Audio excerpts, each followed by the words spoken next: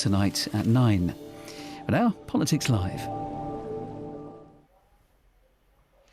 It's Wednesday, it's 11:15 and this is Politics Live. As the Prime Minister and the Home Secretary have been clear, we want the police to focus on policing streets rather than tweets. After the arrest of comedy writer and campaigner Graham Linehan over his social media posts, is free speech under threat in Britain? Rachel Reeves will deliver her next budget on the 26th of November. With long-term borrowing costs at a 27-year high, how much pressure is the Chancellor under? Why is everything so? Is a sweary, self-styled eco-populist the right person to lead the Green Party? Zach Polanski joins us live. All that and the first Prime Minister's questions of the new term. We'll bring you that live at noon. Joining me today, Labour's Jake Richards, Shadow Foreign Office Minister Wendy Morton, and alongside Zach Polanski, Tom Slater from the website Spiked.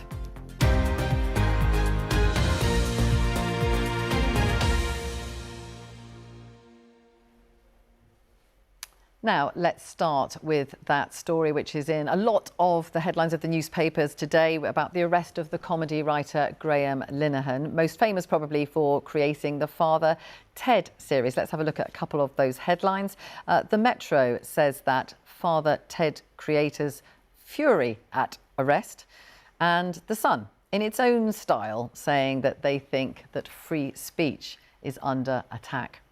Now, Graham Linehan was arrested yesterday at Heathrow Airport by armed police on suspicion of inciting violence. Now, this was in relation to some social media posts. In one of those, he said that a trans woman in an all-female space should be challenged, and then said if all else fails, punch him in the balls. So, Jake, the question is free speech, as some are suggesting, like The Sun there, is it under threat in this country? Well, look, I think we need to stay calm, and I think there's two central points about this story. One, I think for the vast majority of people reading both the tweet and then the reaction from the police, they'll think, actually, the police priority should be tackling crime on our streets, tackling antisocial behaviour, keeping our country safe. At the same time, it's really important to remember that police operations are independent of politicians, and I don't think it's right that the Prime Minister or MPs or politicians should be getting involved in the day-to-day operations of police. So I think we need to stay calm. We need to have a careful, mature debate about free speech and about policing, as Wes Streeting said, our streets rather than our tweets. But at the same time, I don't think that this is something that politicians should necessarily be getting involved in on a day-to-day basis. Wendy, what do you think? No, I think I sincerely hope free speech isn't under threat or under attack. I think we're all responsible for what we say and what we tweet, absolutely. But I think when I follow this story, it seems as that the approach that has been adopted has been very, very heavy-handed. I accept what Jake says about policing being independent of politics, but it feels like politics is almost pervading policing on this particular topic. And if I go and talk to my constituents, as I do day in, day out, they're more bothered about is their streets being kept safe? Are we tackling knife crime? The things that affect them on a day-to-day basis. So that's where I believe we hold the government to account, but keep the real focus on policing, on safety, and the constituents that we seek to represent and serve. Zach, what do you think about this? Is free speech under threat? I think these were dire comments by Wes Streeting. In the last 5 years, hate crime for the LGBT community has risen 112%. So the first thing anyone should be saying within this conversation is solidarity to trans people across this country who are feeling scared, who are being dehumanised. When we even have a conversation at the idea of kicking someone in the balls, is that free speech or not? That is clearly incitement to violence. The second aspect here... So that is an ongoing... Obviously, he's been arrested, but there have been no charges. Yes, absolutely. And the second aspect here is, and I partly do agree, is around policing. I've had friends arrested in the last couple of weeks for holding cardboard signs saying, I support Palestine action. And I think it's this increasingly authoritarian moves from the government to ultimately crack down on embarrassing speech for them or things that they don't like. So I think there's two separate issues here. Yeah, they are separate because obviously Palestine Action has been prescribed as a terror organisation. But that's then the choice of priorities by this government to prescribe that organisation and then to tell the police this is a good thing to be doing. At the same time, as I agree, we should be dealing with violence on our streets, violence against women and girls, making sure that people feel protected and secured. And that requires investment in our public services and particularly the police. Tom, what do you make of it all? I think the first thing to say in this discussion is solidarity with Graham Linehan for being arrested for making jokes on social media. Also solidarity with the many gender-critical women who have been harassed by the police in recent years, often at the behest of trans activists who take discomfort at the fact that they've been sticking up for women's sex-based rights. We need to put this in perspective here. We've got armed police arresting comedy writers at airports for telling jokes. And if this was an isolated incident, maybe that would be one thing. But at the moment, in England and Wales, more than 30 people are arrested every single day for things they post on the internet. Incidentally, that's more people than America were arresting for speech during the first Red Scare. If that's not a free speech crisis, I don't know what is. And I think the problem in this discussion, and we've seen it demonstrated here, as I could dare say, is that there's a lot of me speech rather than free speech. So we throw Graham Linehan under the bus whilst talking about Palestine action. I agree, people shouldn't be arrested for holding up placards saying I support Palestine action, but I also think lots of people that say shouldn't be arrested either. That they are very different things here. I mean, they are very different. The law has changed. The law has changed, and the government has made Palestine Action a prescribed terror organisation, haven't they? So you can't really compare those two things. I think the law is wrong in various different areas. I just wish that people like Zach would show a little bit more consistency. Well, if it's speech you agree with, then you are happy to... One is about speaking out against the ongoing genocide, and one is showing solidarity with people agree with citing why you don't. Let's just bring in women. If I may, this is a classic example where we have two gentlemen who disagree on lots of things politically, who are using the free speech argument to try and make political points against one another. We need to step back. We need to have a calm debate about whether there has been an overreach in terms of our policing in regards to free speech, whether that's jokes on Twitter, whether that's in relation to protests. These are really complex and difficult decisions, both for the police operationally and for politicians in Parliament. Using it as a kind of political tool to whack the other side is not helpful. That sounds like a really technocratic response. Actually, we need politics in this country because marginalised communities who need defending, like the trans community, like the LGBT community, should have politicians from the Labour Party having their back. But the idea you come on this programme and not condemn someone for inciting violence, that should be the first thing that comes out of the Labour politician's mouth. He's been accused of that. He's been arrested. He has not been charged. But can we just all speak one at a time, because viewers don't like it when you shout over each other. Jake, do you want to answer that point? Well, look, this is typical because instead of getting angry about something, we actually need to have a mature debate about free speech. This isn't straightforward. It's not technocratic to say that as a constitutional principle, the police should be independent, Parliament should consider issues of free speech carefully. I think that's a grown-up response to very serious and profound issues. And both of you raised fair points and fair questions for the government and for Parliament to consider. But let's not use it as a political tool because it's just going into a spiral that isn't helpful to any of the groups that you seek to represent. So actually, Jay, it's interesting because you talked there about Parliament's role in all of this. And actually, the Health Secretary, Wes Streeting, was asked about this on the Today programme this morning. This is what he had to say. As the Prime Minister and the Home Secretary have been clear, we want the police to focus on policing streets rather than tweets.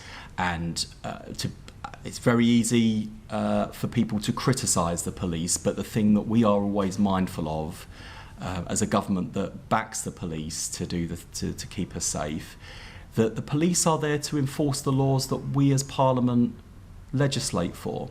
So if over the years, with good intentions, Parliament has layered more and more expectation on the police and diluted the focus and priorities of the public, that is obviously something that we need to look at. So that's quite interesting there, because actually Wes Streeting is suggesting that maybe the police are in a bit of a bind here, that Parliament has pushed them in one direction. Do you think Parliament needs to look again at this? Well, I think we've got the police and crime bill going through, still in the House of Lords, so there are still opportunities there for amendments to be laid. We've laid amendments. The government has rejected probably all of them, but as the official opposition, that's what we're there to do, which is to hold the government to account. But I think on this particular issue, I come back to the point that we started with, which is, we're sitting here. We're having let's say, a very robust, lively debate. But if I go out and talk to my constituents on the street, I come back to the same point, which is they want to feel safe in their communities. And we need to, yes, it's about policing resources, but it's also about priorities, and it's making sure that politics don't get in the way of those priorities and we lose sight of what it is that communities want. And it's also remembering that London communities are very different to the communities in Birmingham, or the communities that I represent on the edge of Birmingham, and that's what we mustn't detract from that, which is why I go back to the point at the beginning as well, which was what happened at the airport was very, very heavy-handed against one person. That will get what he's tweeted out, what he said.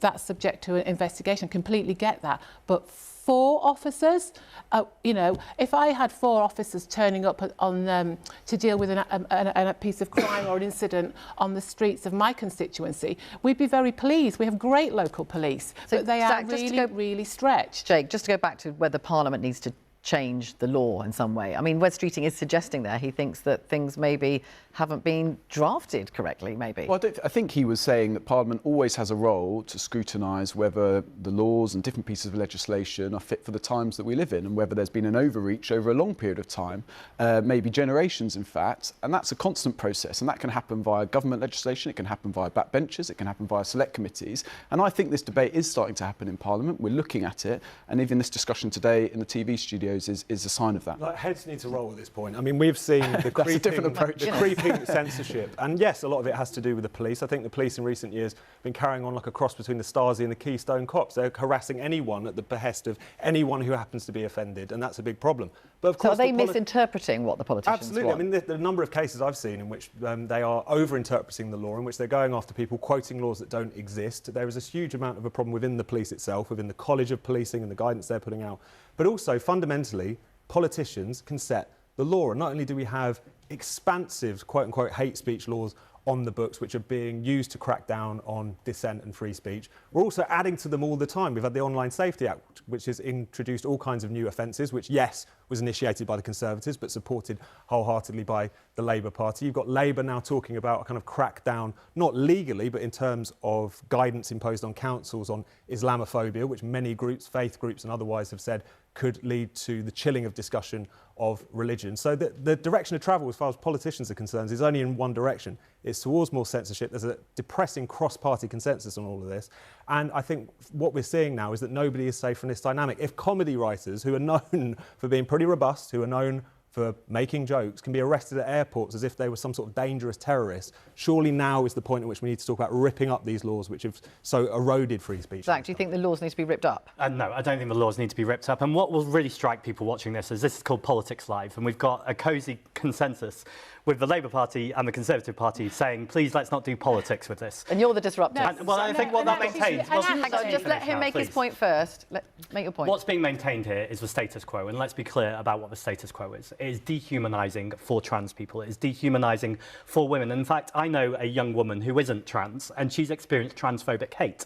Now, the reason she's experienced that is because this conversation has been allowed to be whipped up, that anyone who might look not like a model woman, whatever that might mean, is then experiencing hate. So, again, come back to the same point. Surely you can condemn someone writing in a tweet that they should kick them in the balls. That's clearly violence. The key point here is that me and Wendy represent constituents, and when we speak to our constituents every day, what they tell us they're worried about is antisocial behaviour, domestic burglaries, car burglaries. I speak with my trans community very often, Great. What do they say? And it's a big issue as well, and one we take seriously. But let's be very clear that the trans community, just like the vast majority of people in this country, want to be safe on the streets, and that means more bobbies on the streets. That means community policing. You condemn it seriously and that enough means to condemn the violence. less people policing tweets rather than the streets. It was a joke. One at a time, Wendy. But Zach, what you know, you talk about us being very much the you know, doing the same thing, politicians in Parliament, you know. But what you fail to really understand is that as a constituency MP, whether you are in government or whether you are in opposition, I represent my constituents in Parliament. I go out and talk to them. But my constituency is not just made up of LGBT individuals. I have to represent the whole of my constituency and keep all those things balanced together. And I come back to the point again, which is when I go out and I talk to people, and I'll be back out talking to people again this evening, believe you me, I know the issues that they are talking to me about. I know the issues that are coming in the inbox. And it comes back time and time again to antisocial behaviour, horrendous knife crime that we've seen in the West Midlands. It can be violence against women and girls. It can be rape, a whole plethora of things, plus also often what's classed as the low-level crime. The burglaries, let me just bring in Zach. I just wanted to ask you, and the speeding, let me just bring in Zach here. People's lives miserable. Do you think the law needs to be tightened? Or do you think it's in the right place? I think the first place to start is I'm elected by 10 million people in London, so I also have lots of constituents I speak to all the time. And Maybe yes, you need to get out of London. some of those are, well, I go all over the country as I've done as deputy leader and will do as leader. But my point is, it's not about being in Parliament. The point is about Labour and Conservatives having a consensus here. And you say that you need to look after your LGBT constituents, but you talk about balancing. And I don't think there is a balance with people's human rights. I think we respect people's human rights. I'm just going to interject because we have some breaking news from Westminster, and I want to bring in our chief political correspondent, Henry Zeffman. It's about Angela Rayner, the Deputy Prime Minister. Henry, tell us what's going on. Hi, Vicky. And look, I'm just going to be looking at my phone as I describe this because this really is breaking now. And I want to get it right because it's complicated, but it's very important. There's been media reporting over the last week or so about a property that Angela Rayner has purchased in Hove, near Brighton, and some suggestions that she might not have paid the correct amount of tax.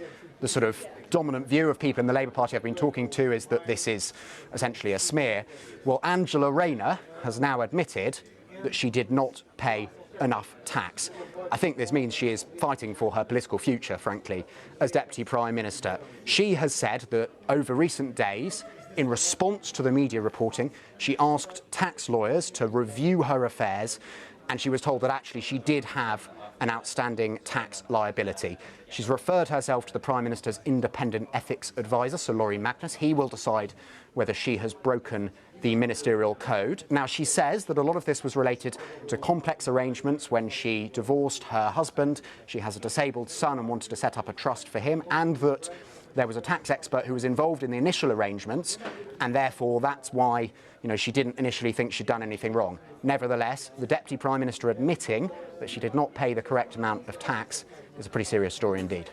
Yeah, Henry, I mean, I have to say this has been rumbling in the newspapers, and we've been reporting it too about what's been going on. I mean, it is a problem for her, isn't it? And partly as well because she's the housing minister too. Do you have any sense of how she is going to deal with this? Do you think she hopes that by coming out now and being open about it, that deals with it? I think that would be the hope. I think it's the only option she has at this point, but that will be her hope.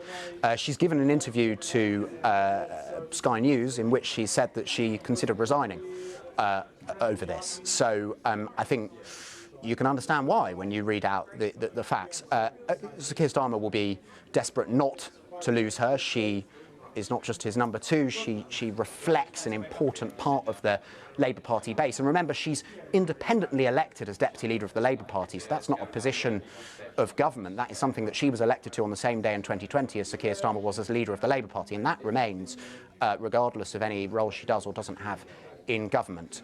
But look, I mean, as political opponents often say, but I think it is a fair sort of way to assess these things. What would Angela Rayner have said in opposition if this were a Conservative Deputy Prime Minister? Yeah, Henry, just stay with us on this and just get reaction now from Jake. I mean, this is hugely damaging for Angela Rayner, isn't it? Well, I think from hearing what Henry has said I understand, on TV, but you don't know all the details at this point, but still. What's clear from what Henry said, this was a very complex financial arrangement involving her disabled son and trust set up, as well as a divorce from her husband. It's right that Angela's been open and has been as open as possible and has referred herself to the Standards Commissioner. That investigation will take place. And we'll see where it comes to. But do you think she can survive this? I mean, the fact that the Deputy Prime Minister has had to admit she didn't pay enough tax in the current circumstances we're in terms of looking ahead to the budget, which we'll do in a bit. Yeah. I mean, this is a major political problem for her, isn't it? I appreciate, that Henry's analysis, but equally, we just need to get the full picture first. I think that's always really important. Clearly, this was quite a complex relationship in regards to her personal life. It's right that she's sharing that now. I think that's perfectly right for opposition politicians and the media to ask those questions, and it's clear that Angela's been open and will give all the details to the Commissioner and the Commissioner for Standards, I think, who will undertake an investigation, no doubt report in due course. OK. Wendy, do you think maybe the public is a bit more forgiving than sometimes we think? As Jake was saying there, she's got a complicated domestic situation. Do you think people will look on that and say, well, look, people make mistakes? I think she has got, from what we hear, a very complicated situation. But the point remains that there is unpaid tax. And if it had been a Conservative that had done that, Angela would have been the first to call for them to go. I think she needs to do the honourable thing and step to one side, certainly until this investigation has been completed. But because if you talk to most people outside of the political world, you know, they wouldn't have the ability or the knowledge or the money to even go and get that sort of tax advice. So I think she needs to do the honourable thing. She would presumably argue she was she got tax advice in order not to make a mistake. Well, she needs to have words with whoever she got the tax advice I'm sure she from, has. doesn't she? Because at the end of the day, this story has been going on for, you know, several days. And then finally, now she's come and, OK, hats off to her, she's explained the situation. But the fact remains, Angela Rayner has not paid the tax that she should have done. And so do the honourable thing, step to one side, de minimis, while this is being investigated. So what do you make of it? Well, I do need to know more information, and people can make mistakes, and I think it's important to have a human response to this. At the same time, I think it depends what the word mistake is doing there, and if there's been any kind of cover-up or any lie, then I think it's clear she has to go. If it has been a mistake, then that's clearly going to be an internal conversation. What I would note more widely, though, is I do have mass sympathy for people in complex situations, particularly people with disabled family members. But this is a government that has cut disability benefits, that cut winter fuel payments. Many people are in tricky situations. And if a government can't show compassion for those people in tricky situations, I think they're going to find it a tough sell to ask for compassion for Angela Rayner. The problem also is the extent to which hypocrisy hangs over this government. I mean, me personally, I don't judge my politicians on the basis of how, you know, nifty or otherwise their tax lawyers are. You hold them to account, obviously, for what they do, but also you hold them to account for their policies, primarily, and what they stand for. At the same time, largely because this Labour government doesn't really stand for very much, doesn't really know what it's for, they've been really running on recent years and just kind of empty moralism. The Tories are just bad people, they're craven people. You know, a Tory minister in the last government just had to do so much as pass wind and they'd be calling for them to resign. So now we're in a situation in which Angela Rayner gets caught out. It becomes very difficult for them. It also becomes difficult for the top of the Labour Party, because if you think amongst, you know, the three most prominent figures in terms of Rayner, Reeves and Starmer, she's the only one who, as far as the public are concerned, seems to even have a pulse, let alone anything else. So this is a big problem for Labour, even though it might be over something which is pretty discreet and pretty personal, as Zach was saying there. Now, Angela Rayner has given an interview, and we can have a little listen to what she had to say. When I purchased it, I relied on the advice that I received from lawyers. Yes. That for it's obviously not my main residence, yes. and therefore I pay the additional premium because it isn't my main residence, even though I only own one property. There are very different rules to council tax as they are to the rules around stamp duty, etc. But I took and relied on that advice. And that advice was wrong. And that advice was wrong. So the accusations. I think Henry is still with us, and I appreciate, Henry, you probably haven't been able to hear the whole of that interview, but from what you've gleaned, what do you think it tells us?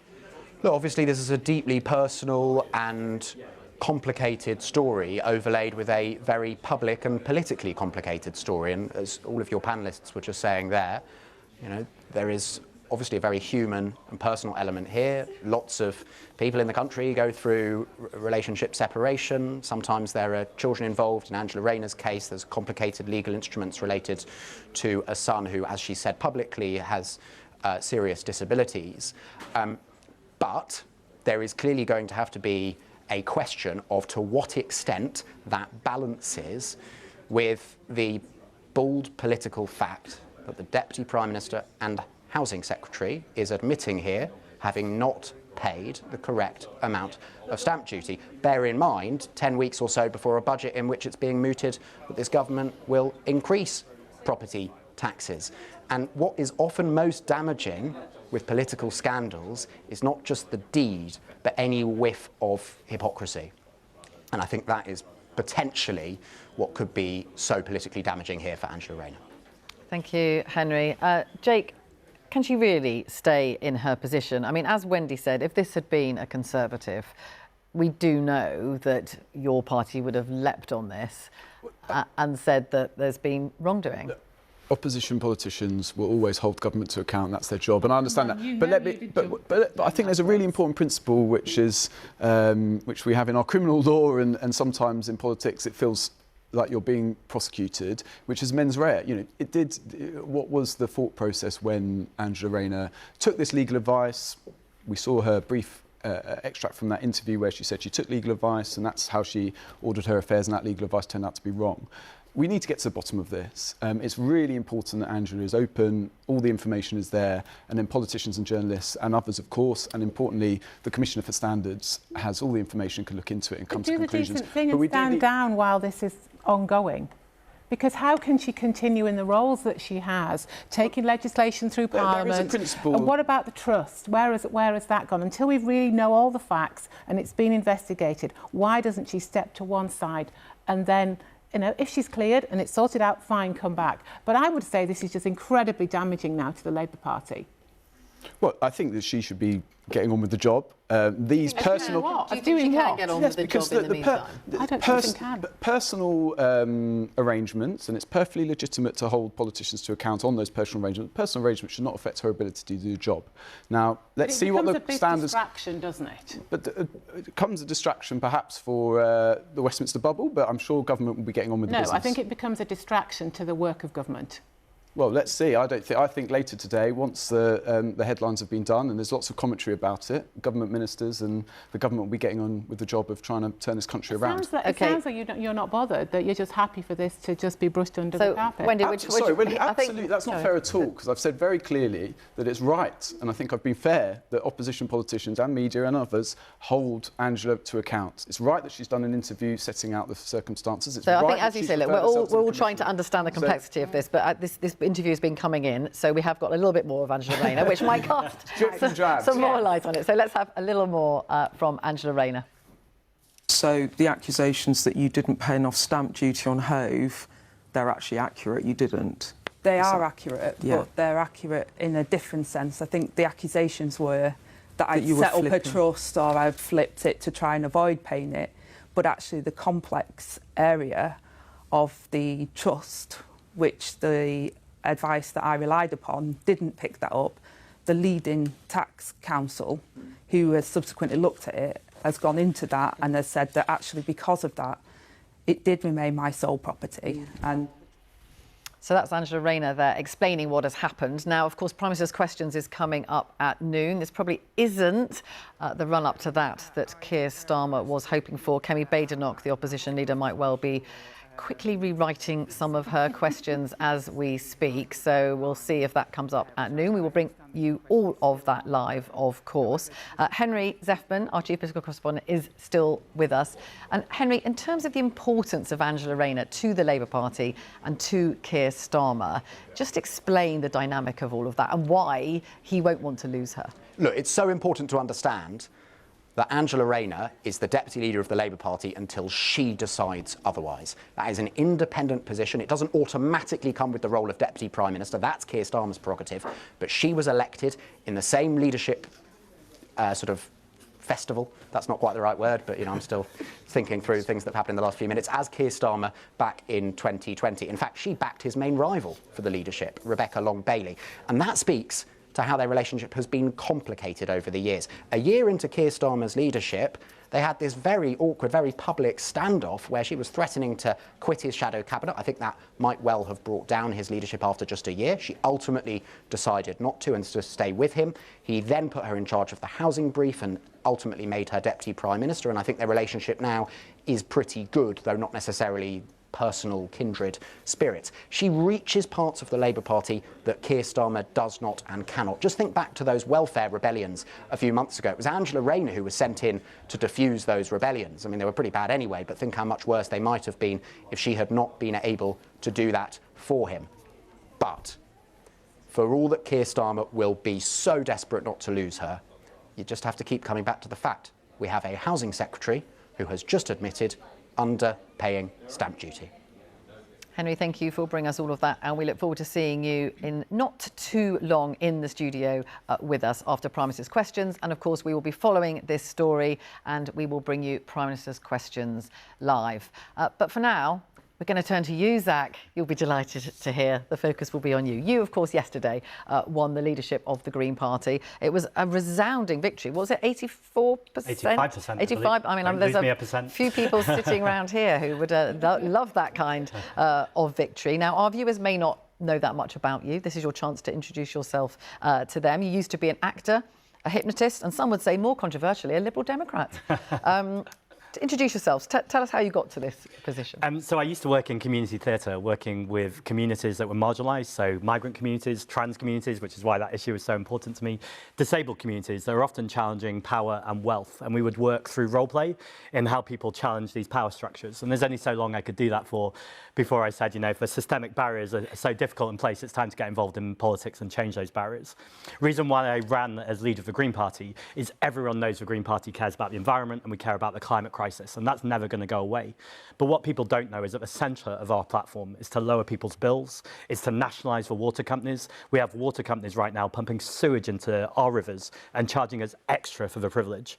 And also to make sure that we have a politics that people can trust and have integrity, and I think that comes to the heart of the conversation we were just having. People in this country are exhausted, they are tired and they're sick. They're working longer hours, their wages aren't going up, food prices are going up, and they hear this Westminster bubble of the old two parties just arguing these scandal after scandal, and I think it's time for a different kind of politics. Now, it's a crowded field, the political world. How are you going to show that you are bringing something different? Jeremy Corbyn welcomed your victory. You've had pretty warm words with him. You seem to agree on a lot of things. Do you think you would do a deal with him if he gets his new party up and running? Well, I think it demonstrates how badly Keir Starmer is failing, that not only the Green Party is surging to the left, a movement that doesn't even exist yet seems to be getting a lot of support too. I got into politics because I want to cooperate and I want to see change in this country, to turn this country around. And anyone who's going to challenge this failing Labour government and take the fight to reform is someone I consider an ally. So whether that's talking to them or deals, we have to wait until something actually exists yet. But I'm certainly open to whatever that might be. My central mission right now, though, is to make sure this Labour government is not just scared of losing votes and seats to the Reform Party, but actually is more worried about the Green Party. And you've talked there about taking votes from Labour. Of course, you know, your party has done pretty well in some traditionally Conservative areas. Are you not a bit worried that actually your pitch is not going to chime with them? Well, inequality hurts you wherever you live, whether you live in a town, a village, a city or the countryside. So if you're in London, as we were talking about before, you might be a victim of the broken housing market and you need rent controls. But if you live in the countryside and you're a farmer, for instance, 80% of our subsidies go to 20% of the wealthiest farmers. There's so many farmers who are really, really struggling, who are being screwed over by the supermarkets or by the people not paying them properly. And this is all about inequality. So actually, I think the Green Party message about saying the 99%, whether that's working class communities, small business owners, the self-employed, people who are out of work, we have so much more in common, those of us who are working with our hands or trying to work, than people who are earning more money in their sleep than we could possibly earn in a lifetime. You've been on with our colleagues from 5 Live a little bit earlier, and you talked about something saying, it was about stealing and shoplifting. And you said a lot of people go around stealing as they have no other option. I would consider it if I didn't have another way. We shouldn't criminalise poverty. I mean, that's pretty controversial. Do you think the police shouldn't be prosecuting people who are shoplifting? I think we should look at priorities. I want everyone to obey the law. And I used to work in a DIY shop when I was a teenager, so I remember how devastating it is for small business owners when people are stealing. So we clearly need to look at society that's causing people to do that. The comments I made were in the context of if you're a single mother, you have no money whatsoever and you need baby food and nappies, the idea that you would steal and then get put in prison seems like a pretty perverse result. Actually, I think what we need to do... A lot of people would say that actually you can't let that go unpunished. Well, I think those people would be deeply uncompassionate and saying, actually, if your child wasn't able to eat, if your child was at risk of not surviving, wouldn't you do whatever you needed to? Now, I'm not suggesting for a second I want people to do that or people should do that. What I'm expressing, I think, is basic humanity and compassion and going, people need to eat, they need to look after their families. And if after decades of Conservative austerity and now Labour austerity 2.0, people can't afford to do that, we shouldn't be surprised if shoplifting increases. And rather than put people in prison, let's look at dealing with the root causes. OK, I'm just going to quickly bring in Jake particularly. You've been critical very much of some of the things the government's doing. What's your response to what Zach has to say? Well, Zach would be a very good spokesperson for a pressure group or a charity, but we're talking about a political party that presumably seeks public office, and some of the policies that he has advocated for, whether that is decriminalising shoplifting, nationalising Sainsbury's are just pie in the sky. And actually, really, at the next election, anyone considering voting Green has to consider that vote for Green is essentially a vote for Nigel Farage. And if you really want progressive politics in this country, then the Labour Party is the vehicle for change. Is this why Labour are plummeting in the polls?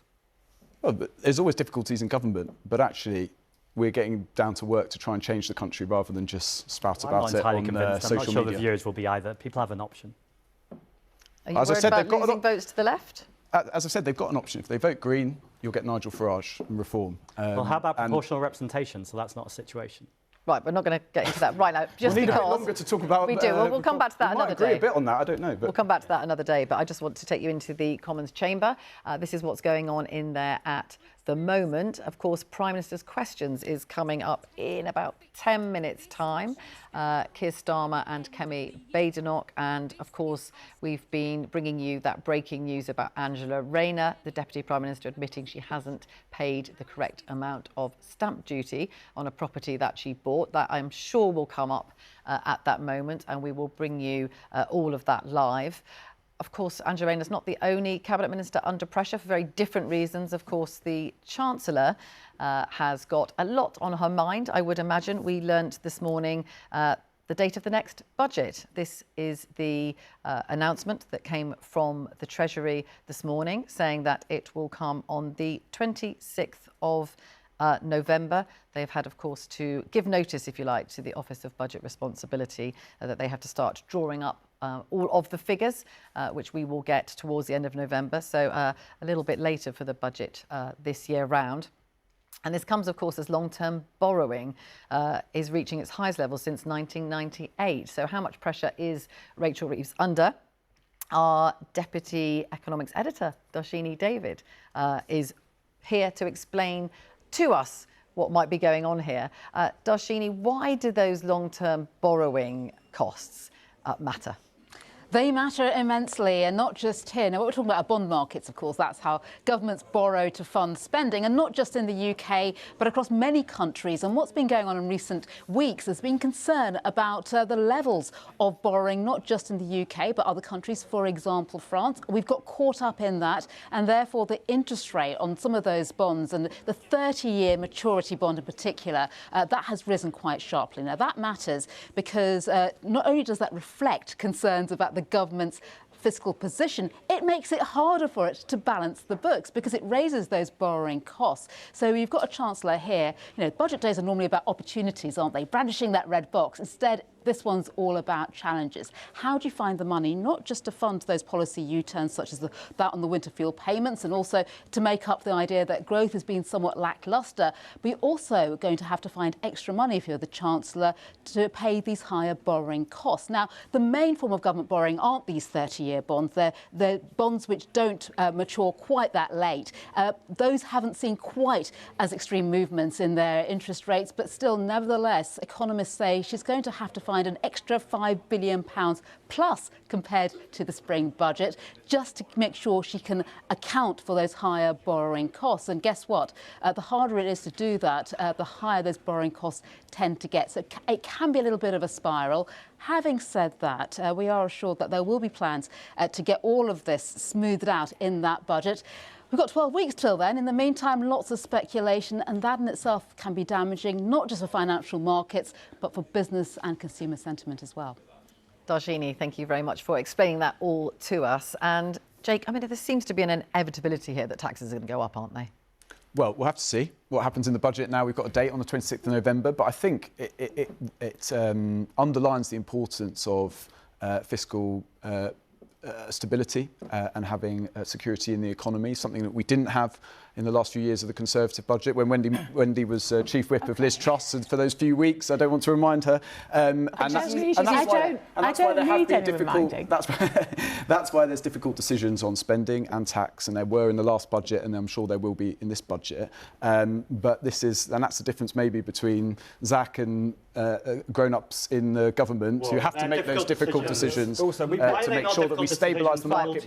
One at a time. One at a Why are time. they always difficult decisions for the poorest communities and not the super rich? Why are you not putting a wealth tax on assets of 1% on £10 million or more, 2% on £2 billion or more? You could be raising about £25 billion rather than targeting Hang on, the let poorest me just bring in Tom. Because we were told that the grown-ups were back in the room when Labour came back into power. They were going to clean up the mess left, particularly by Liz Truss, but the Tories in general. The bond yield is now higher than it was during the mercifully brief Liz Truss interlude. The markets are incredibly jittery, and that's a particular problem in the context of the amount that we're borrowing and what we're borrowing it to do. If we were borrowing it to build infrastructure, if we were borrowing it to invest in the public realm, that would be one thing. We spent £100 billion last year just on interest payments on the debt. That's double what we're spending on defence. This is obviously unsustainable. And yes, a lot of this was set in train by the Conservatives. Of course it was, but Labour have made it worse. And meanwhile, we're kind of getting sucked down particular rabbit holes about wealth taxes, whatever.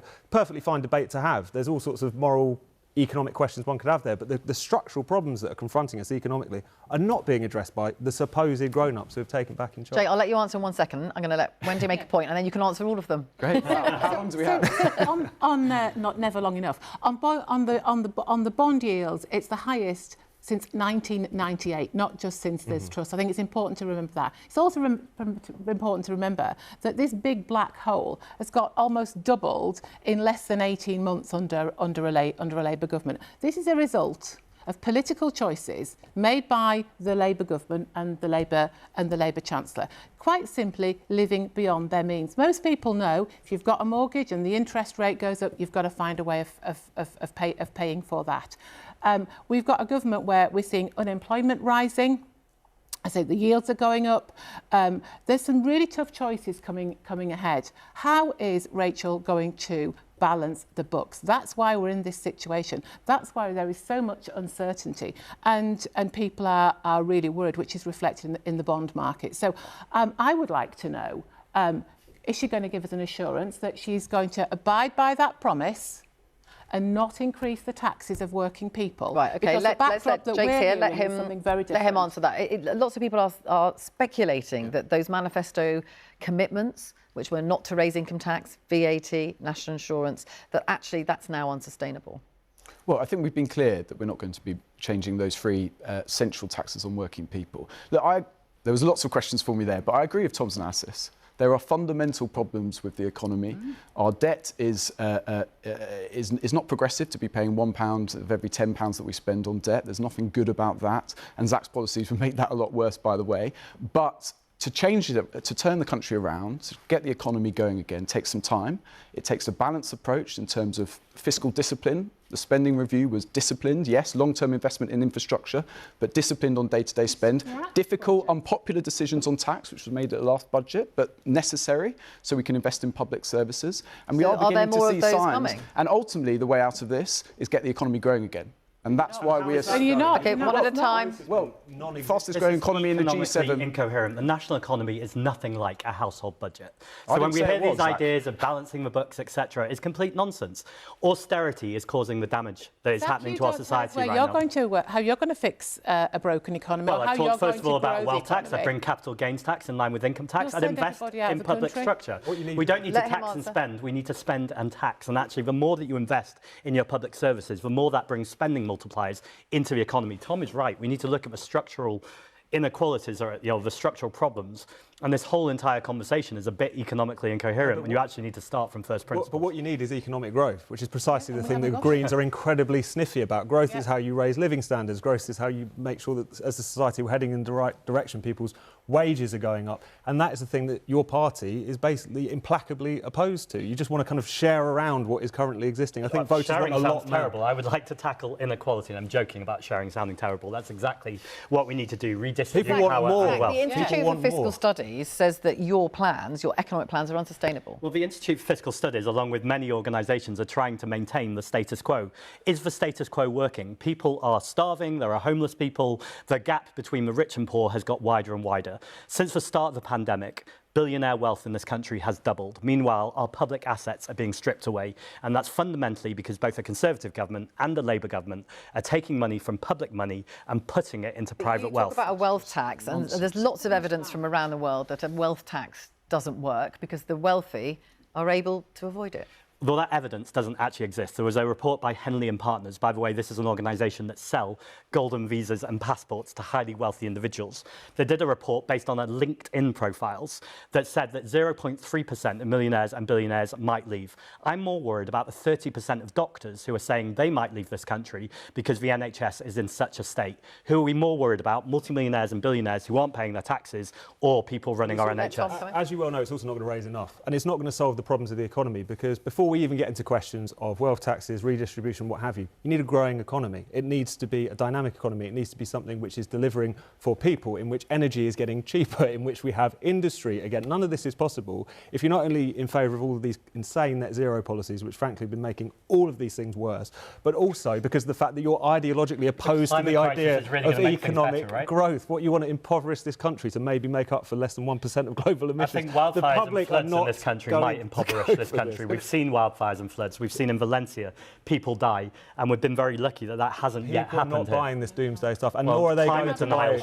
Working-class people do not want their lives to get worse to make you feel better. All you have is insults. We should ask who funds spiked, because I think when we look into who this is hilarious. Our readers, by the way, who give £5 a month, until Prime Minister's questions, where, of course, Keir Starmer is sure to be asked about that breaking news this morning that Angela Rayner, his deputy, the Deputy Prime Minister, has admitted she made mistakes in the amount of tax that she didn't pay stamp duty on a home that she bought over the summer. And just to return to that, Jake, I mean, this is sure to come up. It's going to be a very difficult session, isn't it? Well, you never quite know what Kemi Badenoch is going to do at PMQs. Here it is. Here we are. Yeah, Let's go over to the House of Commons now. Mr. Speaker, on Sunday, we won the contract for the biggest defence deal that Norway has ever placed. Mr. Speaker, that's a £10 billion investment securing 15 years of shipbuilding in Scotland and across the rest of the United Kingdom. Mr. Speaker, one day later on Monday, we launched 30 hours of free childcare for working families. Not only does this save working parents £7,500 per year, it will transform the life chances of our children, because every child will start reception with an equal opportunity to achieve their potential. That is a Labour government in action, delivering for working people. Mr. Speaker, this morning I had meetings with ministerial colleagues and others. In addition to my duties in this House, I shall have further such meetings later today. Thank you, Mr. Speaker. Economically deprived high streets, poorer high streets, are flooded with gambling shops. The aim to permit legislation prevents councils from saying no. My summer campaign on gambling reform has received loads of support, including Gordon Brown, who says if we tax the gambling industry, we'll get £3 billion for our economy. Will the Prime Minister join campaigners and help me to end aim to permit so constituents like yours and mine can thrive? Prime Minister. Well, can I thank her for her question? It is important that local authorities are given additional tools and powers to ensure vibrant high streets. We are looking, Mr. Speaker, at introducing cumulative impact assessments. These are like those already in place for alcohol licensing. We will give councils stronger powers over the location and numbers of gambling outlets to help create safe, thriving high streets. Leader of the Opposition. Thank you, Mr. Speaker. Mr. Speaker, I know the whole House will want to send our condolences to the family of our former colleague, David Warburton. I also welcome the fact that the Deputy Prime Minister has referred herself to the ethics advisor. She has admitted she underpaid tax. So why is she still in office? But there is not just a crisis at the very top of his cabinet, Mr. Speaker. There is a crisis brewing for the whole country. When was the last time the cost of government borrowing was so high? Prime Minister. Well, Mr. Speaker, can I join her in her comments about Mr. Warburton? I think the whole House would unite on an issue such as that. In relation to the Deputy Prime Minister, she has explained her personal circumstances in detail. She's gone over and above in setting out the details, including, Mr. Speaker, yesterday afternoon, asking a court to lift a confidentiality order in relation to her own son. I know from speaking at length with the Deputy Prime Minister just how difficult that decision was for her and her family.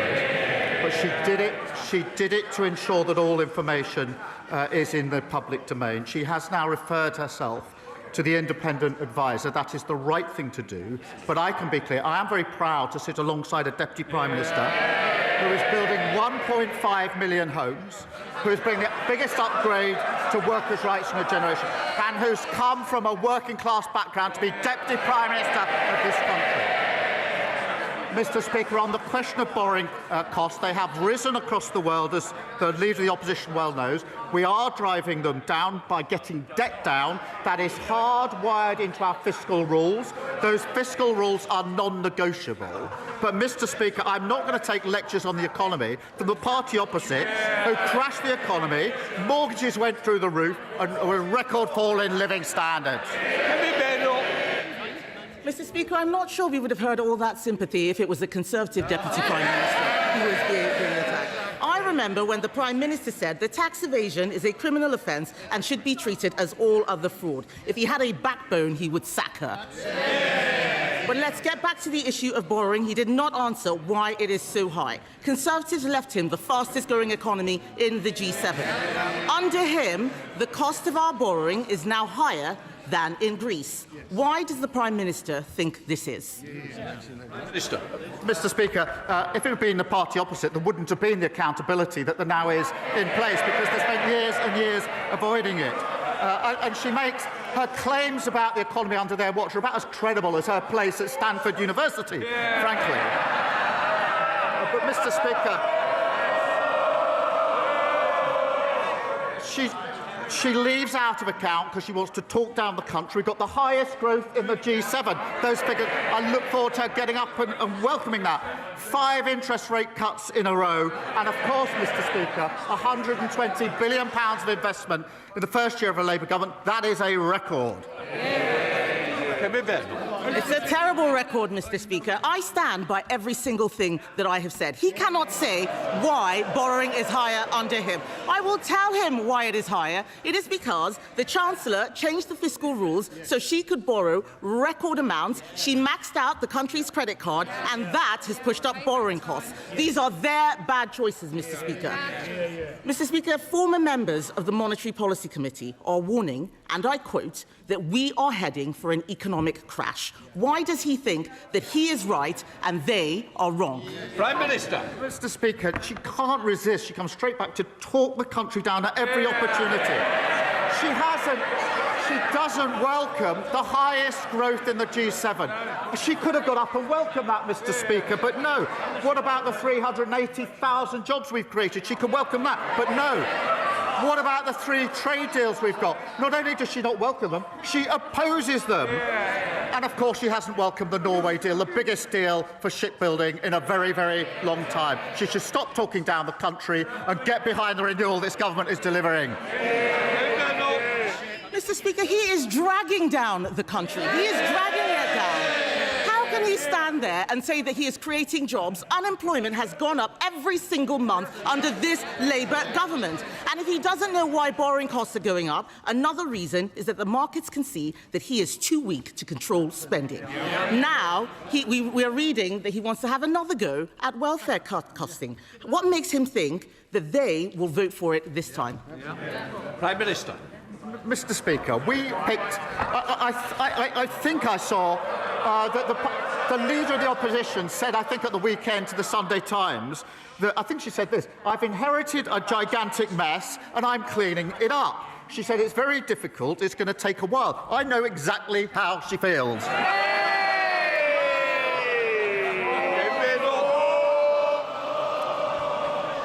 Mr. Speaker, we're not the ones referring ourselves to ethics advisors. The fact is, he is floundering.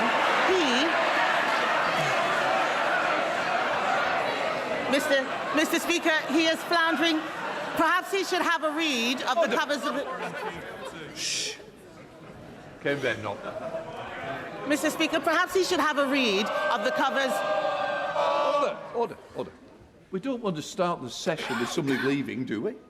If somebody wants to volunteer, please do so. If not, I will choose one. They can do the fake chairs as much as they like. The whole country knows what a mess of the economy they are making.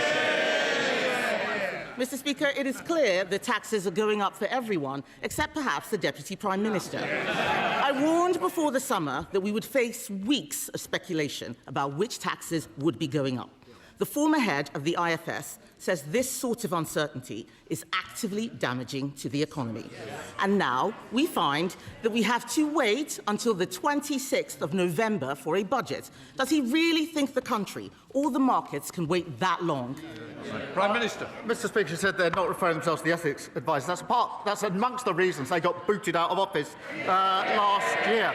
And she complains that we're going through the due process for a budget and going through the necessary steps. We tried a budget under their watch without going through those steps. What happened? They blew up the economy. We'll take no lessons from them. This is desperate stuff from the Prime Minister, Mr. Speaker. This week, he had another reset. This morning, the Prime Minister scrapped his 5 missions, and after scrapping his 3 foundations, scrapping his 6 first steps for change, and his 7 pillars for growth, the truth is this man has got no clue, 0 clue. But this is serious, Mr. Speaker. The Prime Minister's incompetence is hurting real people. They're losing their jobs. The cost of everything is going up, from energy bills to the weekly shop. This is a crisis made in Downing Street. Isn't the truth that he is too weak to change course and too arrogant to admit he got things wrong? Prime Minister. I don't know what social media site she's been on this morning, Mr. Speaker, but I think the chair of the Tory party said that we were the firefighters, this government. Well, in a sense we are, because we're putting out the fires that they created. They were the arsonists, the biggest fall in living standards on record and blowing up the finances. We've spent the first year putting out their fires, quite right too. But now, Mr. Speaker, we're delivering on the cost of living. Funded childcare, £7,500 for working families. Free breakfast clubs, opening new schools-based nurseries. That's what we're fighting for, the best start for every child in this country. Paulette Hamilton. Thank you, Mr. Speaker. The Mayor of the West Midlands, Richard Parker, is delivering growth and jobs by backing SMEs like Bogue Toys in my constituency of Birmingham Erdington, which has just doubled in size. Will the Prime Minister join me in praising this success and confirm that boosting ambitious small and medium-sized businesses across the UK remains a key priority of his government? Thank you. Prime Minister. Well, can I recognise and congratulate the businesses in her constituencies? Mr. Speaker, we've published our small business plan, which was very well received, includes new rules cracking down on late payments, much long been asked for, £3 billion boost to more business loans and fairer business rate systems to support small businesses. That's why it was so warmly received. Thank you, Mr. Speaker. Sir Ed David, Leader of the Liberal Democrats. Thank you, Mr. Speaker. On behalf of these benches, can I join the Leader of the Opposition in sending our condolences to the family of David Warburton? And I'm sure the whole House will join me in paying tribute to Annette Brooke, who served in this House for 14 years and sadly passed away last month. Annette dedicated her life to public service and serving the people of Dorset, and she is greatly missed. Mr. Speaker, we have all seen the horrifying images from Gaza. The baby is so thin from starvation you can see their skeletons. The bodies of children killed while queuing for water. The emaciated hostages still held captive by Hamas. The Prime Minister has rightly said he wants to stop all that.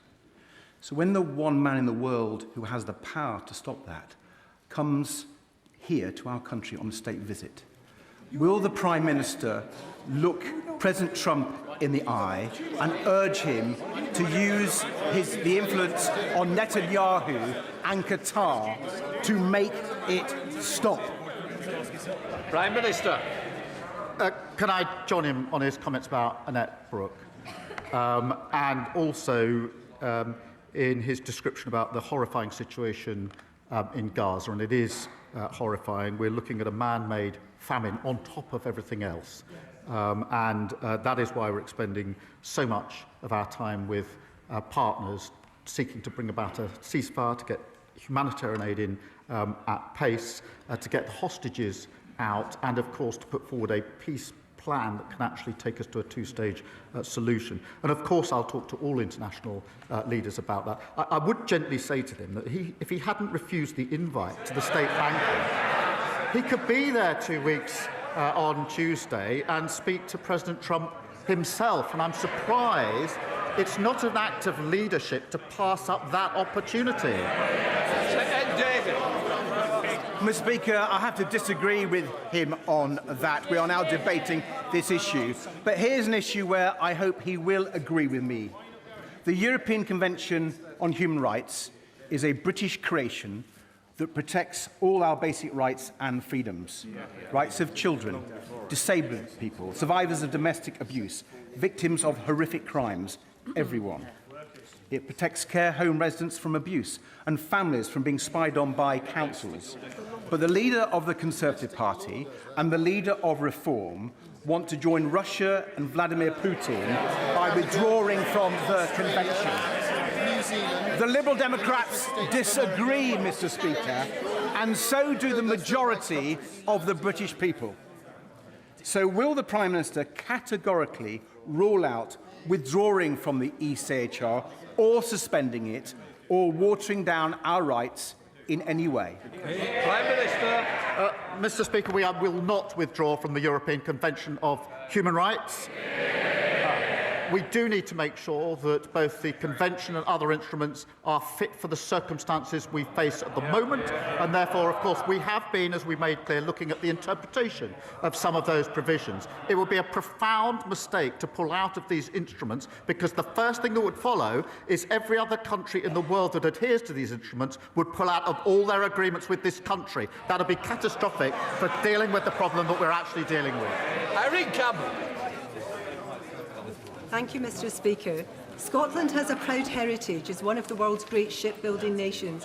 On behalf of the defence industry workers across Ayrshire and beyond, can I welcome the largest ever export deal for new warships ever secured by the UK? And does the Prime Minister agree that this shows how, under Labour, we can build on our proud past to secure a brighter future for our shipbuilding industry?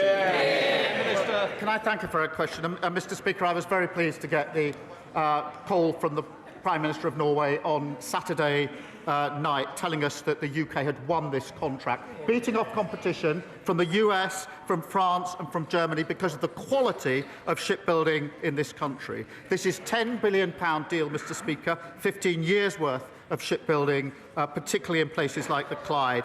Thousands of skilled jobs in Scotland, and it does show the importance of the defence industrial strategy and the importance of Britain being taken seriously again on the international stage. Mr. Speaker, it comes on top of the record investment in defence that we've already announced earlier this year. Robin Swan.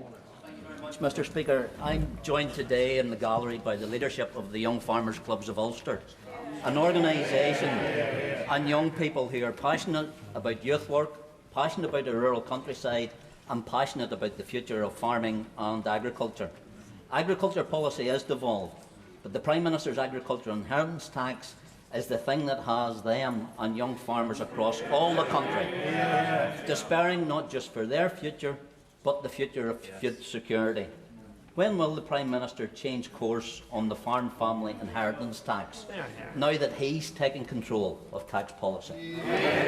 Prime Minister. First, can I welcome the Young Farmers Club of Ulster to Parliament and take this opportunity to say to him and to them that we've invested more than £2.7 billion in farming and nature recovery. That's been welcomed. And of course, we're developing a 25-year farming roadmap to make the sector more profitable. Again, that has been warmly welcomed, and their future will depend on that roadmap. We'll work with them. Bill Ribeiro Abbey. Thank you, Mr. Speaker. This week, the Global Sumud Flotilla, which includes British citizens, set sail for Gaza to break the illegal blockade and deliver much-needed aid. In June, the British boat, the Madeleine, was threatened and its crew detained, but we took no action. Can the Prime Minister say what has been learned from this and what steps are being taken to protect the British citizens on this flotilla? Prime Minister. Well, Mr. Speaker, she raised a really important issue in relation to the horrifying situation in Gaza, and the Israeli government is preventing urgently needed aid from getting in, and that is why we're now seeing a man-made famine, and that should cause us all to pause and reflect. I have to say, we are working with other countries to get aid in by any practical means, but land routes are the only viable and sustainable means of getting aid into Gaza at the scale that is required, and Israel must lift the restrictions to allow aid agencies to deliver the life-saving supplies that are so desperately needed. Pete Wishart. Thank you, Mr. Speaker. So the budget date has finally been announced, and once again, Scotland is some sort of distant afterthought. A budget date left to the 11th hour because they do not know how to resolve their countless counter-bureaucrats. A budget date that has practically wrecked Scotland's budgetary process, leaving it almost impossible for us to pass a budget before Christmas, leaving great uncertainty in Scotland's public services. And you know what, Mr. Speaker? They couldn't even be bothered to notify the Scottish Government, leaving them to find this out on social media. So can I ask the Prime Minister, how is this reset in relationships working out? Prime Minister. Well, Mr. Speaker, he overlooks the fact that the last budget there was a record settlement for Scotland, £50 billion a year. And he talks about the support. We've just won this Norway frigates contract. That is 15 years of shipbuilding in Scotland. The First Minister of the SNP has said what about that since Sunday? Absolutely nothing. Absolutely nothing. I know we've got another SNP question in just a moment. Perhaps that will be the opportunity to welcome the deal that we won and the jobs now for Scotland. Well done, McAvoy. Thank you, Mr. Speaker. Prime Minister, last year my online safety forum of children and young people from every secondary school and college in Darlington found that 71% of our Year 10s and 12s had been contacted by a stranger online. A shocking failure that our Online Safety Act will hopefully prevent going forward. Will he join me on calling on the member for Clacton and all opposed to this vital act to pick a side? Are they with us, parents and child protectors, or are they with the predators harming our children online? Prime Minister. Well, Mr. Speaker, of course, the honourable member for Clacton is not here representing his constituencies in the House that he was elected to. No, he's flown to America to badmouth and talk down our country. And worse than that, Mr. Speaker, if you can believe it, he's gone there to lobby the Americans to impose sanctions on this country which will harm working people. You cannot get more unpatriotic than that. It's a disgrace. Mr. Speaker, on the question of the Online Safety Act, that protects children from material on suicide, on self-harm and online predators. And Reform say they would scrap it. When their leader was asked, well, what would you replace it with? His answer, there needs to be a tech answer. I don't know what that is. Well, you can't run a country on don't know answers. Dr. Kieran Mullen. Thank you. Mr. Speaker, I'm sure, like me, you got to enjoy everything UK hospitality has to offer over the summer, and 15 local pubs received nominations as part of my Community Pub Awards. I visited places like the Bull Inn in Battle, the Castle Inn in Pevensey, the Swan Inn in Darlington, the New Inn in Westfield, and Sidley Working Men's Club. Many of them told me how hard hit they've been by Labour's jobs tax, and UK Hospitality estimates 80,000 jobs have already been lost, and the Beer and Pub Association say a pub a day will close this year. Can the Prime Minister name a single pub landlord that thinks his current Deputy Prime Minister's employment bill is going to help rather than just make things worse? Prime Minister. Well, I hope he paced out the visits to all those pubs and didn't do them all in one go. But look, UK Hospitality has welcomed our small business plan, and that obviously applies to pubs. Yes, they have. And the reason is because it permanently lowers the business rates that they pay, and it tackles late payments, something they've been asking for a very, very long time. They talked about fixing this, but they never delivered. We're delivering. Katrina Berry. Thank you, Mr. Speaker. My constituents have endured 4 major fires in recent months across our community. including the devastating destruction of Cumbernault's iconic St Mungo's Church.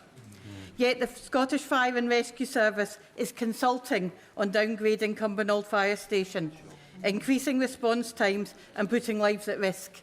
Can I ask the Prime Minister to make representation to the Scottish Government to not risk lives with cuts to our vital emergency services? Prime Minister.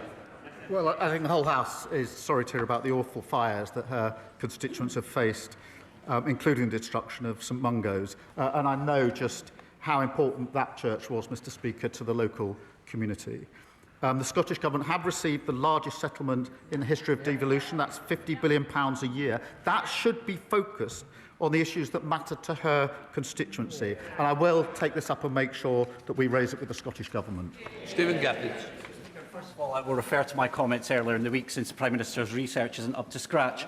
Mr Speaker, George Reid, who was a former presiding officer of the Scottish Parliament and an MP, passed away over the summer. He was a humanitarian to his very fingertips. He would abhorred the demonisation of asylum seekers, including those desperate enough to cross the Channel in small boats. Now, figures published by the House of Commons Library shows that those asylum seekers who were forced to cross has increased dramatically after Brexit as a result of leaving the Dublin regulation. So, instead of punching down and joining in with the victim blaming of reform and the Conservatives, will the Prime Minister reject their isolationism and look to rejoin the Dublin Convention like every other country in Western Europe? Prime Minister. Mr Speaker, there's nothing progressive about people crossing the Channel in small boats. Nothing progressive about that at all, and we need to ensure that that stops. On the question of the Dublin Agreement, I agree with him. We had a returns agreement with the whole of Europe. It was ripped up when we left the EU by people who made promises that that wouldn't be the case. We're rebuilding that relationship. We've reset that relationship. We now have a returns agreement with France. We wouldn't need a single relationship with France if we hadn't ripped up the Dublin Agreement. Richard Berger. Thank you, Mr Speaker. We're at a very dangerous political moment. Opinion polls warn that for the first time in our country's history, we risk the election of an extremist far-right government. We all have a duty to prevent that. To do so, don't we need to rebuild support through a return to real Labour values, through real action to tackle poverty and inequality, through a wealth tax on the super-rich, and through an ethical foreign policy that takes a strong principled stand on war crimes, whoever commits them? Mr Speaker, look, we do stand at an important moment. We can have the politics of renewal under this government or the politics of grievance from reform, who do not want to fix the problems. They want the grievance to continue because the last thing they want is improvement in the lives of working people in this country, because they feed off the problem and the grievance being there. That's the difference. Sir Julian Lewis. Admiral Lord West was head of the Royal Navy, Chief of Defence Intelligence and a Labour Security Minister, and currently sits on the Intelligence and Security Committee. So when he writes in the national press denouncing what he calls the disgraceful decision to hand over ownership of the Chagos archipelago, adding that he does not accept that the move is, quote, absolutely vital for our defence and intelligence, as the Prime Minister claims, should we rely on his professional judgment or not? Minister. I have the misfortune to disagree with him.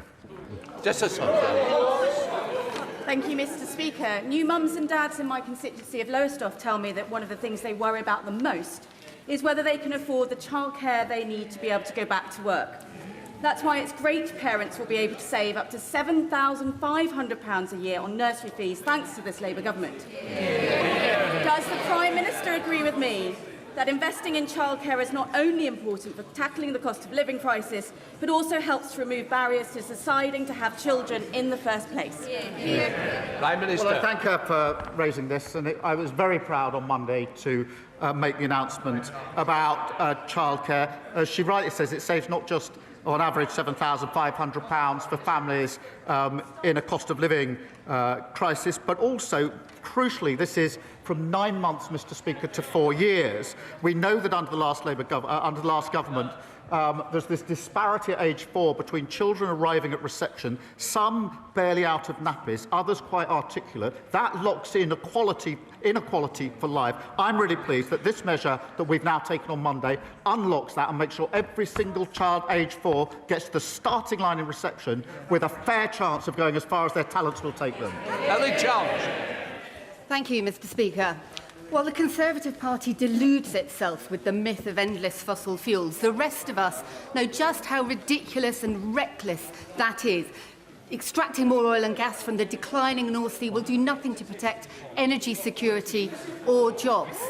Now, the Prime Minister himself has stated that climate action is at the heart of his government's mission for the protection and prosperity of Britain and the world. So with a decision finally looming on the Rosebank oil field, will the Prime Minister prove his words mean something and finally put an end to this climate-wrecking project?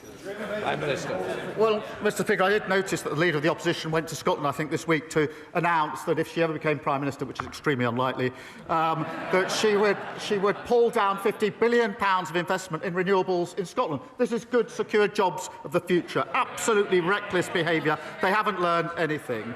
But, I mean, the Greens, of course, have got a new leader, unfortunately for her. And we can now see what they really stand for. Withdrawal from NATO at a moment like this, totally unfunded spending that would blow up the economy. They would block all planning proposals. And they've now got a leader who's made, to say the least, some very strange comments about women. There is only one party delivering fairness and tackling the climate crisis, and that's the Labour Party. Alex Selby. Thank you, Mr. Speaker. Prime Minister, in September 21, you met ex-Arsenal player Michael Thomas in Portcullis House alongside other former footballers of the V11 when I hosted them in Parliament. Last night, the BBC broadcast the V11 documentary exposing the fraud perpetrated against them and the financial abuse they have suffered within the footballing system. They have all suffered terrible financial loss, but HMRC are still chasing them for taxes from funds that were defrauded from them. Prime Minister, will you meet Michael Thomas and other players with me to see how we can protect victims of fraud and instead go after the perpetrators of fraud? Prime Minister. Well, I will, and I have met Michael Thomas a number of times. Of course, he's got a special place in my heart, having scored that winning goal at Anfield when we won the league, although the less said about winning at Anfield at the moment, probably the better. But the serious point is that these are sporting heroes who brought us so much joy, and they should have proper support from their sporting bodies on both health and welfare. Michael Thomas and others running a really important campaign to bring this to our attention. We do need a trusted system that takes the well-being of our sports people seriously, particularly those in vulnerable positions. And I know the Minister for Sport is in contact with the campaigners on this issue. Ollie Glover. Thank you, Mr. Speaker. On a recent visit to the UK Space Agency based in my Oxfordshire constituency, I learnt of the huge value created by our space sector, generating more than £7 for every £1 invested. Given his government's decision to scrap the UKSA as an executive agency, will the Prime Minister guarantee its international credibility, its operational independence and its budgets? And will he visit Harwell campus to hear what our brilliant space companies need from government?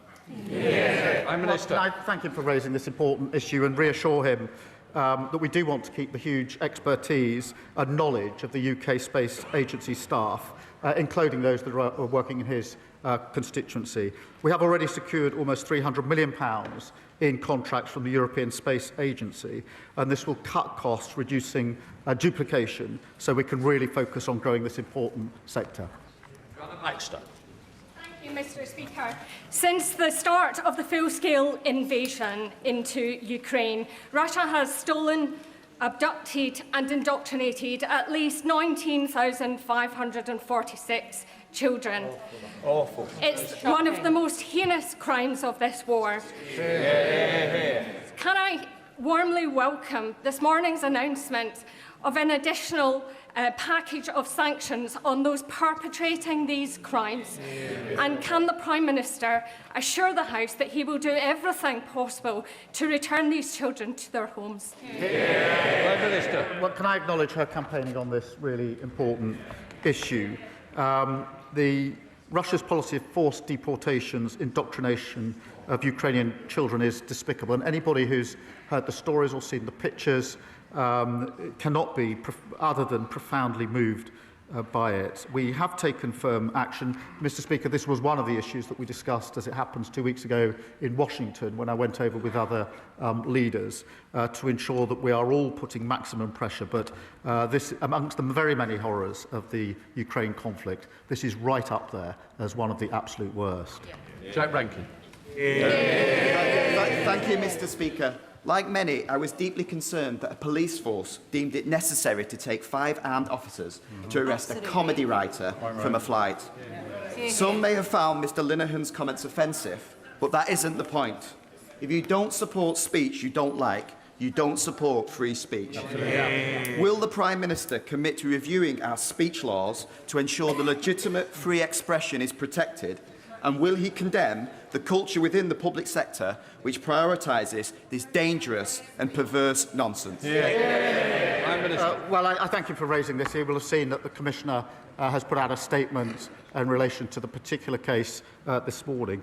I've been clear throughout, we must ensure the police focus on the most serious issues and the issues that matter most to our constituencies and all communities. And that includes tackling issues like antisocial behaviour, knife crime and violence. And we have a long history of free speech in this country. I'm very proud of that and I will always defend it.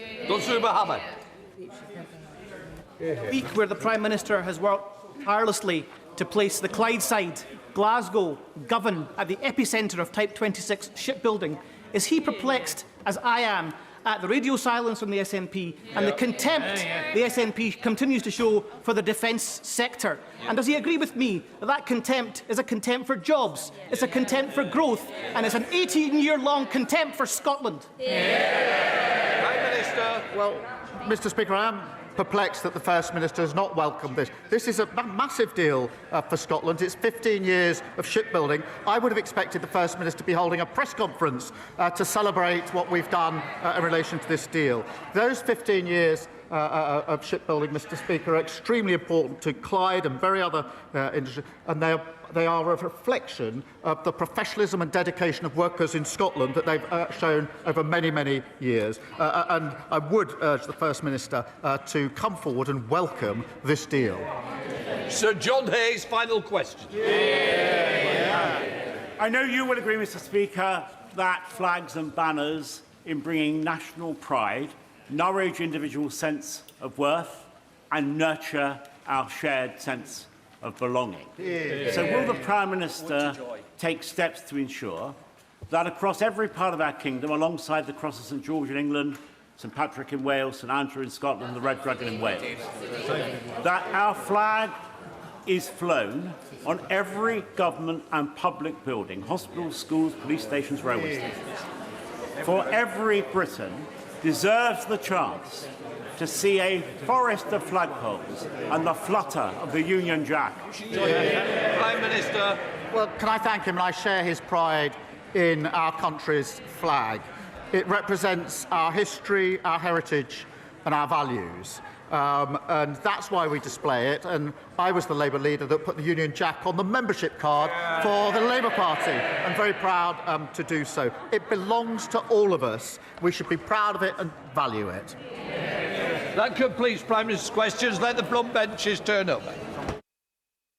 So that brings us to the end of Prime Minister's questions today. It wasn't exactly the morning that we were expecting because we did, of course, have that breaking news about the Deputy Prime Minister, Angela Rayner, who has admitted that she underpaid stamp duty on an £800,000 flat that she bought over the summer. She's referred herself to the Prime Minister's ethics advisor. We'll talk about all of that, of course, but first let me introduce my guests for this part of the programme. We have Lisa Nandy, the Culture Secretary, with us. We have Richard Fuller, the Shadow Chief Secretary to the Treasury, and of course Henry Zeffman, who we heard from earlier, our Chief Political Correspondent. So, as I say, the breaking news that we had this morning, quite a significant moment after quite a few days, weeks even, of speculation about what's been going on with the sale and then the purchase of this house. Tell us what's been going on. Well, speculation which has been met with the response from Angela Rayner's team until 11:30 this morning that any claim that she had not paid the correct amount of tax was without basis. And I think the sort of conventional wisdom, certainly within the Labour Party, but actually in other parts of Westminster, was that this was probably just a sort of summer newspaper smear campaign. Clearly not true. We now have the Deputy Prime Minister admitting that she did not pay the right amount of stamp duty. Deputy Prime Minister and Housing Secretary admitting that she did not pay the right amount of stamp duty. I mean, that's like it's from a sort of random, terrible headline generator. However, there are significant complicating factors. The main one being that Angela Rayner is adamant that she took advice and that it was the advice that she followed in good faith that was wrong. Also, we should say the reason she had to take advice and the reason this was complicated was not just that there was a divorce involved, but also a trust for her disabled son. All that now going to be a question for Sir Laurie Magnus, the Prime Minister's independent ethics advisor. But look, I don't think it's overblown to say that her political future is absolutely in question here. Well, let's have a listen to Angela Rayner. She's done an interview about all of this. We can hear an extract from it now. You've bought a home in Hove. You thought that was your main home. You paid standard stamp duty on, and now you've been informed by an expert counsel that actually that is classified for tax purposes as your second home, and you are liable for additional stamp duty. Well, when I purchased it, I relied on the advice that I received from lawyers. Yes. Therefore, it's obviously not my main residence. Yes. And therefore, I paid the additional premium because it isn't my main residence, even though I only own one property. There are very different rules to council tax as they are to the rules around stamp duty, etc. But I took and relied on that advice, and that advice was wrong, and now that you advice are. was wrong. So the accusations that you didn't pay enough stamp duty on Hove, they're actually accurate. You didn't. They are accurate, but they're accurate in a different sense. I think the accusations were that I'd set up a trust or I'd flipped it to try and avoid paying it. But actually the complex area of the trust, which the advice that I relied upon didn't pick that up, the leading tax counsel, who has subsequently looked at it, has gone into that and has said that actually because of that, it did remain my sole property. And the trust wasn't set up, as accusations have been made, for me to try and flip or dodge tax or anything of that nature. So you weren't trying to dodge tax? No, the trust was set up by a court to provide for my son after an injury. That was Angela Rayner there explaining what's been going on. And Lisa Nandy, it's complicated. We probably don't know all of the details, and we're certainly not tax experts. But the broader point here is that you've got the Housing Secretary admitting she didn't pay enough tax on a house. How can she possibly stay in her job? Well, I think you heard the explanation that she gave, that she's got an incredibly complex situation. She has a disabled son. She's spoken about that a bit over the years, but she does fiercely protect her family and has tried to protect them from the public glare, so she doesn't put a lot of information about them into the public domain. She's got a trust for her disabled son that is intended to provide for him on an ongoing basis and certainly well into adulthood. And when she bought the property in Hove, she took advice, having disposed of her share of that property, gone into trust, about whether this was now the sole home that she owned and therefore she paid a standard rate of stamp duty. That's what the advice told her. She followed that advice, and she's since discovered that that advice was wrong and is working with HMRC to resolve that and to ensure that she pays any money that is owed. Isn't part of the problem here that this story has been knocking around for quite a long time, I mean more than a week, and her team have been repeatedly saying she paid the right amount of stamp duty? Surely she should have checked earlier. Well, look, if anything, I think that does help to support what you've just heard the Deputy Prime Minister say, because it would be inconceivable that her team would go out and say she'd paid the correct amount of stamp duty if they didn't have a basis for thinking that that was the case. As soon as they discovered that that was not the case, they've put a very significant amount of information into the public domain. It's not been and I haven't spoken to her about it, but I know it won't have been an easy thing to do, to put a lot of information about a family into the public domain. She and I have spoken about that many times over the years. And moreover, there is a reason we have an independent standards advisor, and it's for precisely these sorts of circumstances, so that the public can be satisfied that there was no intention to deceive, that there was no wrongdoing, and that the ministerial code hasn't been broken. She's done the right thing. She's referred herself to the independent advisor. He is ferociously independent. He will make his own determination, so she's taken exactly the right steps to be as transparent and open as possible. Richard, does that sound reasonable to you? No. Angela Rayner has not done the right thing. She's done the wrong thing. Look, I think she's absolutely right, Angela Rayner, about protecting her family. The family should never be brought into politics, but that isn't what this issue is about. First of all, there's some questions from the short piece we said which came to my mind. She said she took advice, but she said she took advice from a lawyer about tax. You don't take advice about tax from a lawyer, you take it from a tax accountant. Second of all, she said, Angela Rayner said, it's a second home, it's always been a second home. If she knew it was a second home, it was always a second home. She always owed the tax. And so she should, as a responsible politician, right from the start, said, I owe this tax. Now, I think she's saying it's a second home for council tax purposes. I think her understanding was that she didn't any longer have a financial interest in her home in Manchester. But she didn't get advice from a tax accountant. So far, she says she went to a lawyer, the people who are putting her trust together. I think a prudent politician would have said, about my tax affairs, I'm going to make sure that I go to my tax accountant and get advice from a tax accountant. And remember, this is... Do you think she should resign? Well, I think the ethics, to this extent, I think it's right. They let the ethics person look into some of the details. And there may be some other issues here about the family, which we don't know. And I don't want to be too assertive about it. But if you looked at PMQs, Prime Minister's questions today, you had, on the one side of the Prime Minister, a Chancellor who spent the whole summer telling people essentially taxes are going to go up, we just don't know where, no one knows where taxes are coming. And on his other side, a Deputy Prime Minister who spent the summer working out how she can't pay tax. That doesn't look good for Prime Minister. That's the problem, isn't it? Well, look, I think Forget that's the detail, that is the quite problem. a big assertion to make based on what we know. Angela has been very clear that she didn't do any of this to avoid paying tax. She did it in order to have a property that she owns, and she was very clear there that given that it is the sole property that she owns, that she believes she was doing the right thing. The trust has been set up in order to provide for her son, who... Do you think voters will see it like that? Do you think voters will see it like that? Well, look, I really agree with Richard that this is why we have an independent ethics advisor. He needs to be able to do his job. My understanding of that process is... She's admitted she didn't pay the right amount of tax. She has, and she's apologised for that. Into? But the ministerial code does make allowance for the fact that ministers are human beings, that we will make mistakes. You know, we saw many of those under the last Conservative government, and where it is a genuine mistake, it allows for you to correct for that. It asks that you correct that as soon as possible. She's put this information into the public domain. She's apologised. She's working with HMRC to resolve it, and she's referred the whole matter to the independent advisor for him to make a determination. She's really confident she hasn't done anything wrong. The Prime Minister has spoken to her at length.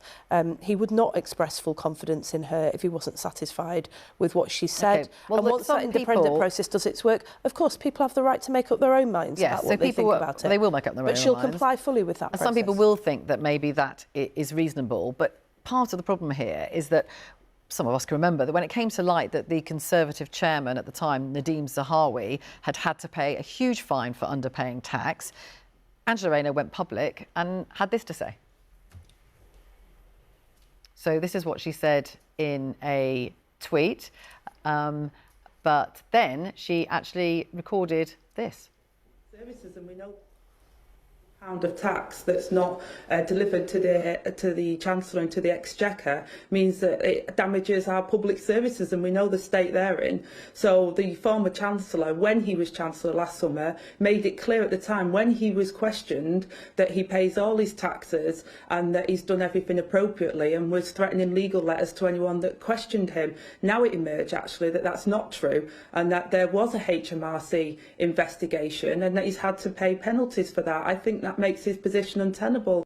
So she wasn't particularly understanding when it happened to a Conservative opponent, and that's the point here. If this had been a Conservative, you would have been jumping all over this, calling on them to resign. Well, I have to say that I wouldn't, actually, and Rich and I were talking about this earlier. I think, you know, most of us tend to be quite understanding of the fact that people have families, they have complex financial arrangements, and that we're human beings and that we'll make mistakes. I can't remember the precise details of Nadeem Zahawi, but I think the point that she was making there was that he'd said that there was no problem, but he knew privately that he was being investigated. I think that is a different circumstance. She wasn't being investigated. This story came out in the papers. She's gone and taken further advice. It turns out the original advice that she was relying on was wrong, and she's taking steps to rectify that. I do tend to be quite forgiving about these things because I think on all sides it is possible to make mistakes, and people need to give the independent advisor the chance to do his work. If he thinks it's not a mistake, then obviously there are serious consequences for that. If you break the ministerial she made code, you resign. But she is absolutely clear and adamant that she hasn't done that, and the Prime Minister has given her his full support. OK, so Lisa's saying she made an honest mistake. That's like maybe what comes out, and you know, is that reasonable? It was interesting that Kemi Badenoch, your leader, actually didn't spend any time quizzing the Prime Minister about this. She mentioned it, but actually she talked about other things. Well, I think the economy is the major issue, but I mean, the problem for the Prime Minister is that this just looks like another example. There's one rule for those in power and there's one rule for everybody else. Here we have Angela Rayner, who's built a political career based on the fact of her hard start in life and how she's made something, buying herself an £800,000 house and then finding out that she now owes £40,000 in tax that she didn't think she was going to pay, or maybe got wrong advice about, or whatever. It just looks like these people, the people who run our country, are out of touch with everyday people. And Angela Rayner's, I'm afraid, her credibility as a champion for working people, whether she survives this or not, is blown out of the water. So I just don't accept that. I think that an £800,000 house, no, £40,000 come on, Richard, of taxes. you just referenced her background. You know, she's not somebody who grew up with family tax lawyers and accountants. She's somebody who's bought a house. As you just heard her say, she made a mistake because she relied on advice that was wrong, and she's seeking to rectify it. I think working people do you think the will people judge of your her constituency and this, will look at this? Like, this is the everyday life experience for them, and normally they have I these think problems. they will judge her in this government by our record. We'll see. We've biggest upgrade to workers' rights in a generation. We've put more money into the pockets of working people in 10 months through increased wages than you and your government managed to do in 10 years. So I think that will be the bar by which people judge us and our record. On policies. Henry, just talk a bit about Angela Rayner, the importance to the government and to the Prime Minister. I mean, obviously, he won't want to lose her, will he? No, definitely not. And, I mean, it's not the most important thing here, but it's worth remembering she has an independent mandate from the Labour Party membership. She was elected deputy leader on the same day he was elected leader. She supported Keir Starmer's main opponent. Well, sorry, I shouldn't say that in front of Lisa. No, how rude. The opponent who came second, Lisa was the other one in that leadership election, Rebecca Long-Bailey, forgive me.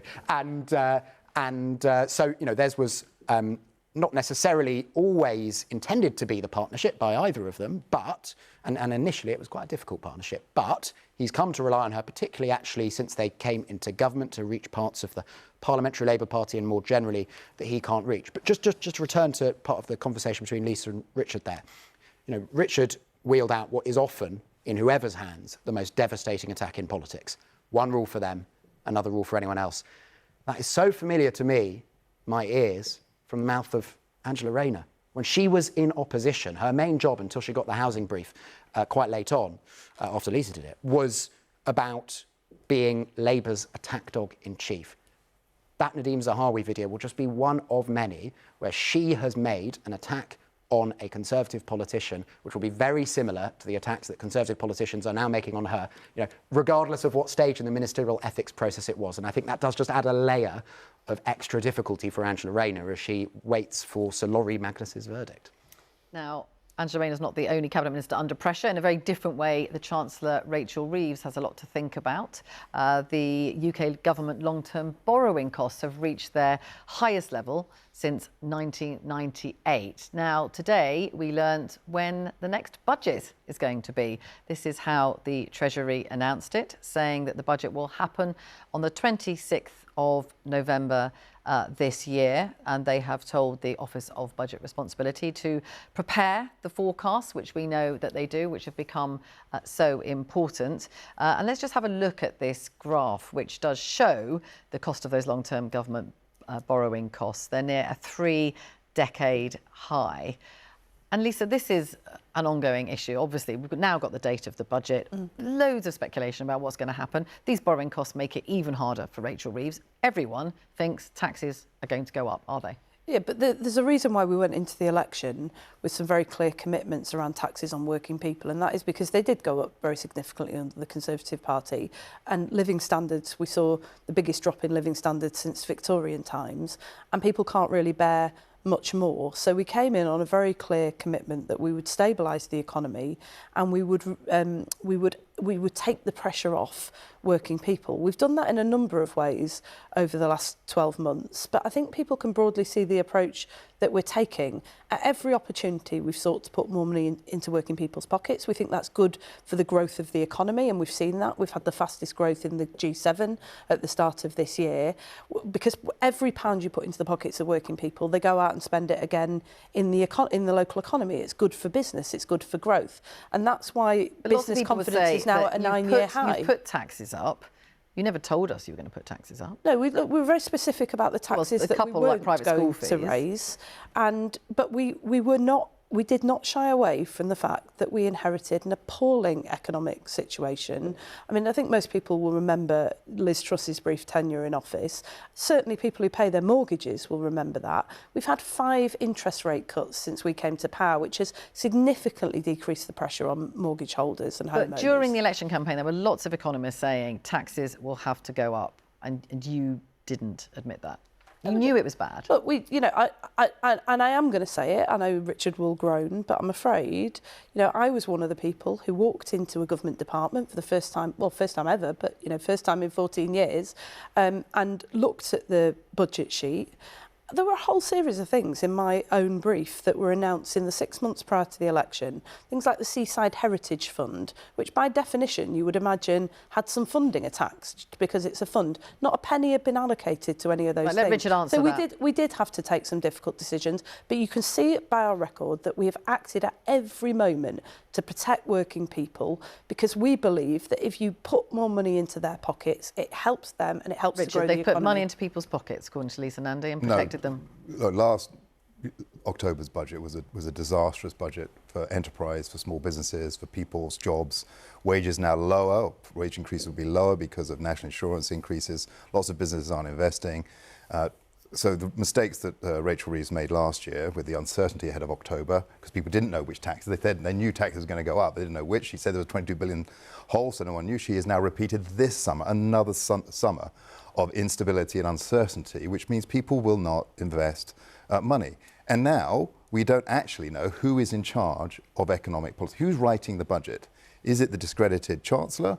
Or is it the new Chief Economic Advisor? Because they have very different views, or expressed very different views. I think the Chief Economic Advisor at number 10 now didn't agree with the increase in national insurance. She realised that was a bad tax. She'd like to increase income tax. Lisa Nandy has just said, no, we want to do that. So it's a completely confusing mess. Lisa, who's running it? Look, the Prime Minister and the Chancellor set the direction of economic travel. There is no question about that. And the changes that the Prime Minister has made this week is designed to have a much more seamless link between number 10 and number 11, because the economy is a central question facing every person in this country. We were elected on a promise that we would bring back economic stability. We have done that despite the global trends that we've been facing.